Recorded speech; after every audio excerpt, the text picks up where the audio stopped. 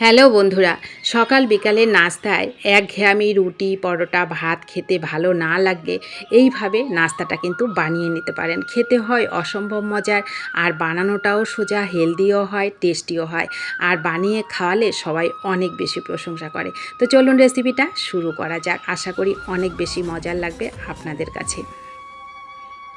তো নমস্কার, রকমারি রান্নাঘরে আরও একটা সুন্দর রেসিপিতে আপনাদের সবাইকে স্বাগত। তো প্লিজ সবাই সাথে থাকবেন, সুন্দর রেসিপিটা শেষ পর্যন্ত দেখার জন্য আপনাদের সবার কাছে কিন্তু অনুরোধ রইল। তো দেখুন, এটা তৈরি করতে আমার তেমন কিছু লাগছে না, এক বাটি আটাই লাগবে।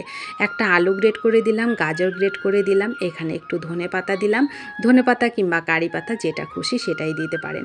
একটু পাকা কাঁচা লঙ্কা আমি কুচি করে দিলাম, পেঁয়াজ কুচি দিলাম, একটা ডিম দিলাম, পরিমাণ মতো লবণ হলুদটা দিলাম, 1 চামচ চিনি দিয়ে দিলাম। আর এখানে অন্য কোনো মশলা দিলাম না, শুধু 1 প্যাকেট ম্যাগি মশলাটাই দিয়ে দিলাম। এইবার ডিমটাকে ভালো করে মেখে নেব, তারপরে অল্প অল্প জল দিয়ে আমি একটা থকথকে ব্যাটার রেডি করে নেব। তো বন্ধুরা, এই রেসিপিটা যদি আপনাদের ভালো লাগে প্লিজ ভিডিওটিতে একটু লাইক করবেন। আপনাদের একটা লাইক পরবর্তী রেসিপি তৈরি করতে অনেকটা উৎসাহিত করে। তো দেখুন, আমার মাখাটা হয়ে গেল।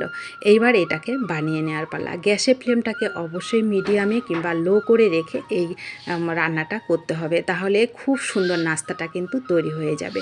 আমি প্রথমে একটু সাদা তেল ব্রাশ করে দিলাম, তারপরে 1 হাতা দিয়ে দিলাম, একটু ঢেকে দিলাম, তাহলে আলু আর গাজরটা যেটা আছে সেটা সেদ্ধ হয়ে যাবে। সাইড থেকে একটু সমান করে দিয়ে আরও 1 চামচ তেল দিয়ে আরও 2 মিনিট একটু ঢেকে দেবো, তাহলে খুব সুন্দর নাস্তাটা তৈরি হয়ে যাবে। যে ডিমটা আছে, ডিমটা বেশ ফুলকো ফুলকো হয়, ভেতরটা অনেকটা জালিদার হয়, খেতে অসম্ভব মজার লাগে বন্ধুরা। খুবই অল্প সময়ে কিন্তু খুবই মজার একটা নাস্তা আমরা তৈরি করে নিতে পারি। বানানোটা যেমন সোজার হয়, আর খাওয়াটাও অনেক বেশি মজাদার হয়, পেটও ভরে মনও ভরে।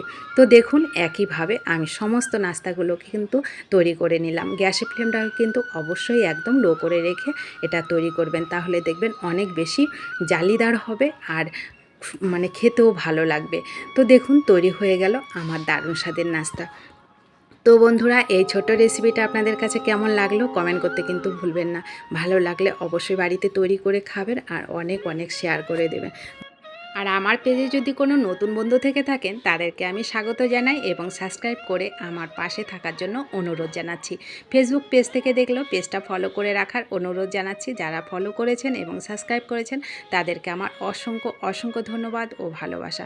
সকলে অনেক বেশি ভালো থাকুন, সুস্থ থাকুন, আর এই ছোট্ট রেসিপিটা কেমন লেগেছে কমেন্ট করতে কিন্তু ভুলবেন না। ভালো লাগলে অবশ্যই বাড়িতে তৈরি করে খাবেন, আর অনেক অনেক শেয়ার করবেন। ধন্যবাদ আপনাদের সবাইকে।